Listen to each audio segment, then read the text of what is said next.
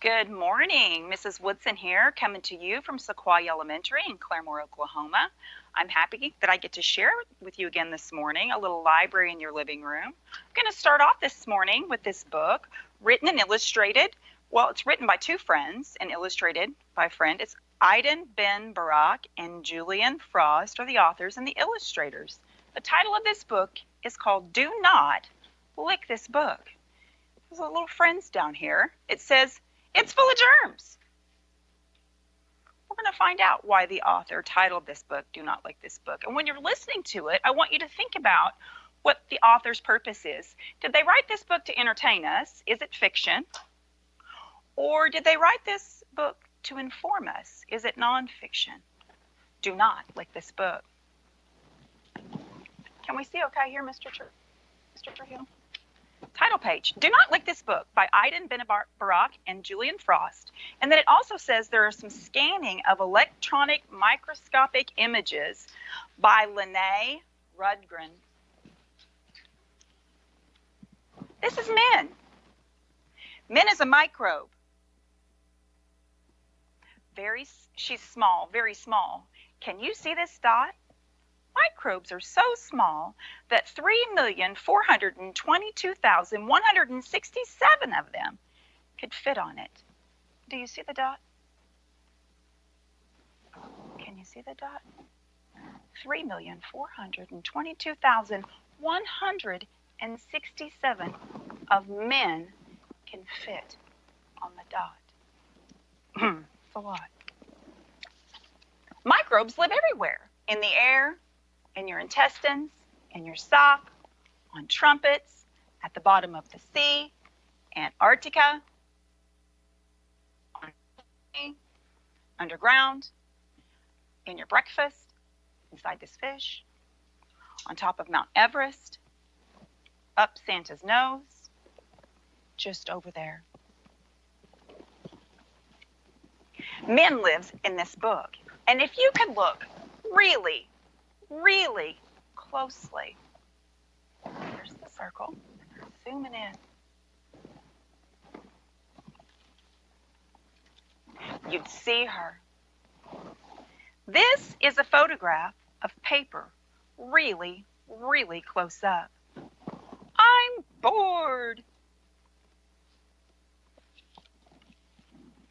Let's take men on an adventure. See the circle on the next page? That's where men lives. Touch the circle with your finger to pick her up. Men is now on your finger. Away we go.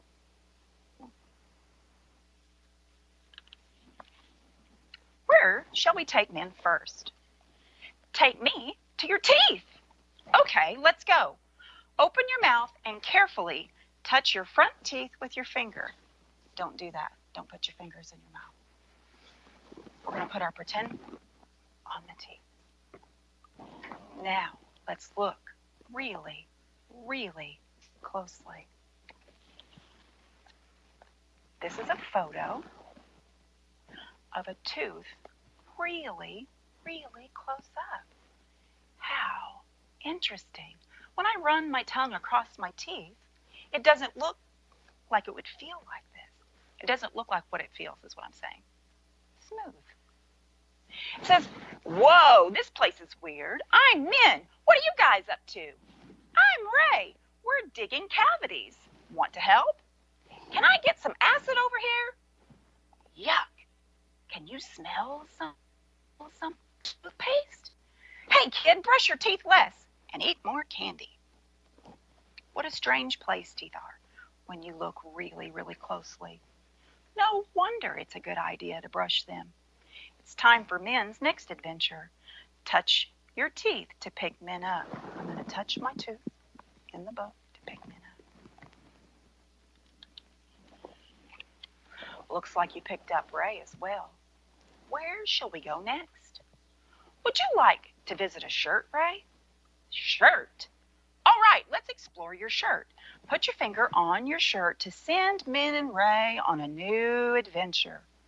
Let's look really closely.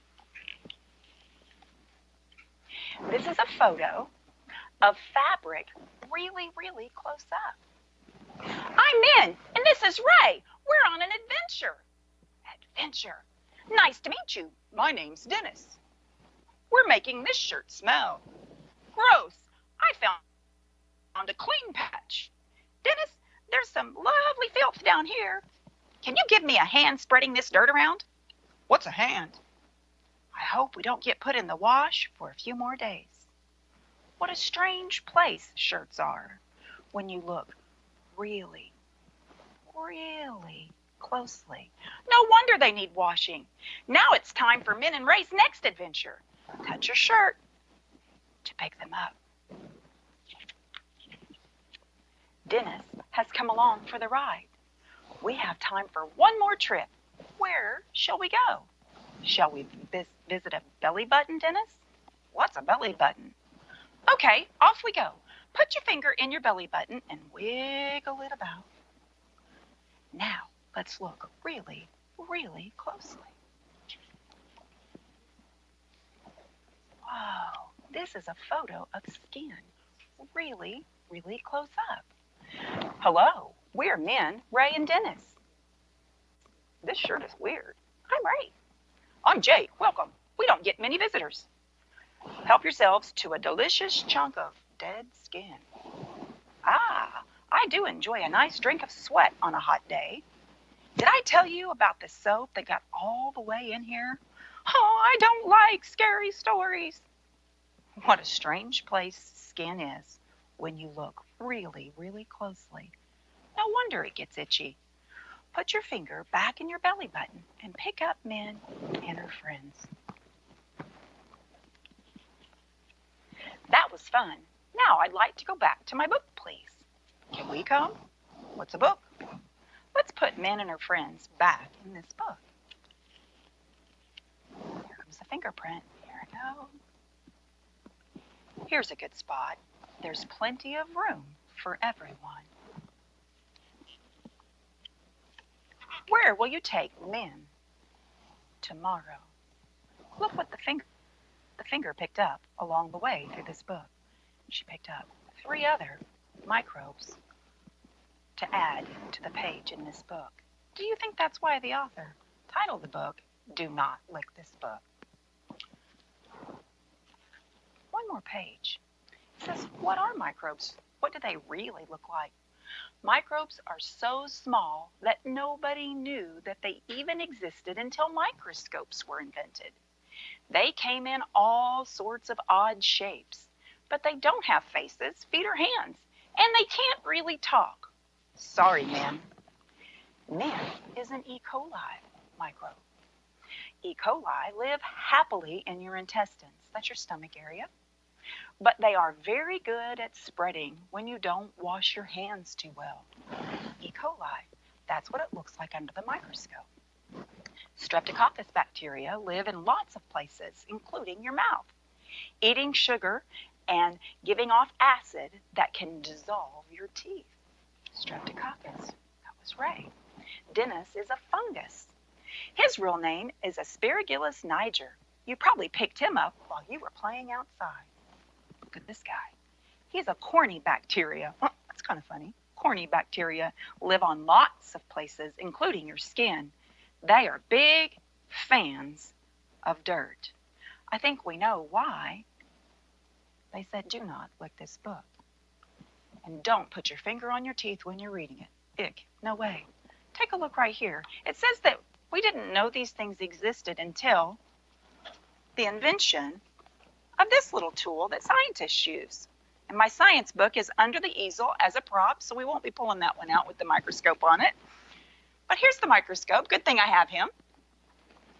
It's a tool that scientists use right under here, and I've seemed to misplace my slide, moving things around. But there's a little glass rectangle that slips under this. And scientists use the mirror to reflect light up through the lens, and they look through the eyepiece, and this is how they can see Min and Jake and Ray, through a microscope. The man that had a significant role in helping the development of the microscope is this man's name right here. Can you say it? Read it and see if you can say it. Try it. Can you see it, Mr. Trujillo, enough to read it? His name, do you have it? Because it took me a while to get it. Can you see me or am I too close? I'm good. His name was Anthony van Leeuwenhoek. He was born in 1632. I have a picture of him. Let's take a look at him. And you can tell that Anthony van Leeuwenhoek wasn't from 2020. He was born in 1632. Anthony van Leeuwenhoek had a common childhood. His father was a basket maker, and his mother, well, she came from a family, and her brothers and father, they made a brewery. They made wines and beers. As Anthony grew up, he did not have a formal higher education. He went to school and with the other children in his neighborhood, but he didn't have a formal higher education. As he grew to be older, as his occupation, he became a draper. And a draper was someone who dealt with fabrics and materials like you see at Walmart on the bolts that someone sews together. Well, a draper was what he did. He traded in cloths and tapestries and rugs and those kinds of things. That was his occupation. He had a shop in the town that he lived in. Well, as a young man, he was a curious person, and he loved to read. And someone came along named Robert Hooke, who was a formal scientist, a scientist that had done something that Anthony was very much interested in. He had been using a microscope, the very beginnings of a microscope, compound microscopes. Way back in 1595 is when the first ones were invented. And they were looking at things under these microscopes. And Robert Hooke, who happened to be Sir Isaac Newton's right-hand man, was doing these investigative looks through these lenses, and he was drawing images, and he wrote a book. And guess who got a hold of that book? Anthony van Leeuwenhoek. And he got so intrigued by reading Robert Hooke's book that he decided to take up the hobby of lens grinding. Lens grinding, where you would take like the lenses of your glasses or your sunglasses, they were clear, and Anthony van Leeuwenhoek would grind the lenses and make them magnified. What he was able to do was get his lenses to be ground to magnify something up to the power of 200 times. Robert Hooke didn't even have a microscope that could do that. His microscopes were only magnifying things 20 and 30 times. Anthony kept his lenses to himself, and he began recording the things that he saw with his microscope. Let me show you what his microscope looked like. This is like a replica. He turned his drawings and things in later as he recorded the things that he detailed and saw under the lens of his microscope. This is the lens. This is the stand that he used, and it had this is how you adjust it, and here's your little focus knob that would bring things into focus for him. And this little pen right here was the sample holder. He would look under pond, he would look at pond water, he looked at blood, capillaries, he looked at he discovered all kinds of interesting things. Leeuwenhoek microscope, you can buy one of these today if you're interested in getting one. They're around $100, the replicas. But his drawings and writings were turned into the Royal Society at that time. That would be like the Royal Society of London, like the King and Queen. And they kept his papers and drawings and microscopes. And we still have, I think 10 of them are still around today. He ended up actually making over 500. Here's a man looking through the size. It's kind of interesting what patience that man had to take that tiny little lens and put it up to his eye and look at those specimens and record what he saw. I have a picture, a primary source document of what he was actually seeing when he looked through his microscope. You might enjoy looking at this. This is his actual handwriting. This is tartar off your teeth. The thing that Anthony van Leeuwenhoek is so famous for, even though he didn't have a formal education, he became known as a scientist because he is the first person who ever recorded seeing bacteria under a microscope. And this is tartar off of teeth that he took off his very own daughter, just like we read about in the book. So cool. I'm not sure what these bacteria are, but these are living organisms that he would see under the lens that he would hold that tiny little device up to and look. Amazing. And then he would draw out, and then underneath he would write a paragraph about what it looked like, especially when the things were moving. I read a paragraph about him seeing pond water under a microscope and how excited he was when he saw the different things swimming across the screen right before his eyes. That Anthony van Leeuwenhoek. I'm thankful for him and his discovery. He made 500 different microscopes. This little one goes from the power of 100. The scientist can look through it and see 200. And then this little microscope goes all the way up to 450 times. I did a little research and looking into the strength of microscopes, and I want to say 1,000 times is one thing I saw. They use light, really intense light, to also called nanoscopes that really today blow up things magnificently. But it all came from his concept of being able to grind those lenses and magnify things far greater and closer than even Robert Hooke could do, who was a real scientist. And that's what I love about this guy. He was a common guy who got curious from a book, and he became famous for seeing the very first form of bacteria under a microscope. Let's take a look at a few of these nonfiction books, because we've got a virus going around right now. That's why we're not at school, right? Yeah.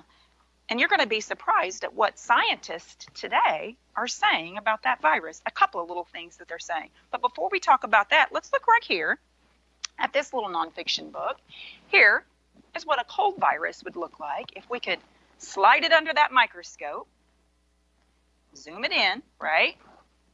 We could zoom it in. That's how the doctors can tell when they take that swab of your throat with a Q-tip, right? That's how they can tell what kind of virus you have. They zoom in, and it says right here, just a couple of pages. I'm not going to read the whole book to you, just a few things. It says right here, and a cold is an illness caused by a virus. A virus is a tiny germ, like men from the book we read earlier, right? It enters in your body through your mouth or your nose. Once inside, the virus copies itself over and over again. The virus attacks your body, but your body fights back. You start to feel sick when it does that, and you can show signs of a cold. That's the virus. It says right here in this little fast fact, because this is a nonfiction book, this is a caption, it says that there are more than 200 different kinds of viruses that can cause colds. That's a lot. Here's something I want you to hear, because we're going to read this a couple of times. Check this out. It says, kids get colds. Sneezing and coughing spread colds. The virus can get on your hands. And then the virus can spread to whatever you touch. Your friend can pick up a virus by touching what you touched. He may touch his mouth, his eyes, or his nose, and then the virus gets inside his body. That's the cold virus. Check this one out. There's more in there, but I want you to hear the common thing that's going from flu to strep. Let's look at this flu. That's what it looks like under the microscope. That's how the doctor knows. He's not guessing. He takes that swab of your throat, puts it in the microscope, and they look, and it says, oh, he's got the flu. The flu. Here's some first facts about the flu. Let's take a look inside. What is the flu? The flu or influenza is an illness caused by a virus. A virus is a tiny germ. Flu viruses copy themselves over and over inside your body. And as your body fights the virus, you will feel achy. Fact, people get the flu from 3 kinds of viruses. Here's another microscopic picture of the virus, the flu.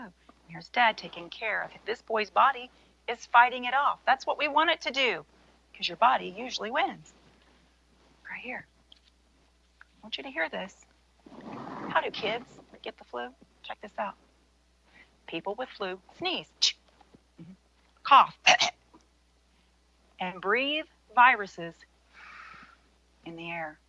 And then other people get the flu by breathing in these flu viruses. Flu viruses are also spread by touching people who have the flu. Virus gets into the body, and when people touch their mouth, their nose, or their eyes, they get the virus. That's the flu. One more, because I really want you to get this. Strep throat. Under the microscope, the doctor slides it under. Nope, they don't have a cold. Nope, they don't have the flu. They have strep throat. And then he knows what he can do about it. Let's take a look. Strep throat. Do you know what I'm going to tell you? What is strep throat? There it is, that microscopic picture again. Streptococcus bacteria. That's the label. It's a nasty sore throat. Ooh. Strep throat is an illness caused by bacteria. Bacteria are tiny germs. The bacteria that causes strep is Streptococcus, or short for strep. Strep throat happens when tooth grows inside the mouth. The bacteria causes an infection. The throat starts to swell and hurt. Fact, some kinds of bacteria live in the throat all the time. That means it's a good bacteria. But usually these good bacteria do not hurt the body. Guess what I'm going to read? I'm going to read to you. You know what I'm going to read to you. How do kids get it? Kids get strep by being near people who have it. People with strep may sneeze or cough bacteria into the air, and other people breathe it in. People can catch strep by touching things an infected person has handled. Sharing forks, cups, or straws can also spread the bacteria. That's how we can pick up strep. Now, I'm just wondering, while you're sitting there in your living room and you've heard this information, because these are nonfiction books, I hope you caught on. Even Men was nonfiction. That author used a funny little bacteria microbe with hands and feet to teach us about microbes. But the thing about it is, it's all nonfiction. Did you hear what they're trying to tell you to do to keep yourself safe? Did you hear? Here's a virus that we're talking about right now. This is the COVID virus. Wait a minute. I don't have a book yet about this virus. You know why? Because the doctors right now, today, every day, they're using this tool that Anthony Van Leeuwenhoek helped us with the lenses. They're using this tool to put the COVID virus under the microscope. And they're checking it out. And they're studying it every single day, all day long, like your dad and mom when they go to work. And they're working hard to get information about it so we can get back to school. Check this out. You know one thing they've said about the COVID virus? Just like all of these viruses right here, that if you take this stuff right here, it's made up of mainly alcohol. If you squirt it on the virus, do you know what happens? It starts to dry it out. Just like all of these viruses, that alcohol will dry it out. It breaks the outside membrane, just like it dries your hands out. I don't know about you, but I haven't been having to put a lot of lotion on my hands because my hands are dry. That's what this alcohol does to the outside of that COVID virus. And guess what it does? Dries it up and kills it. Good news. Watch this.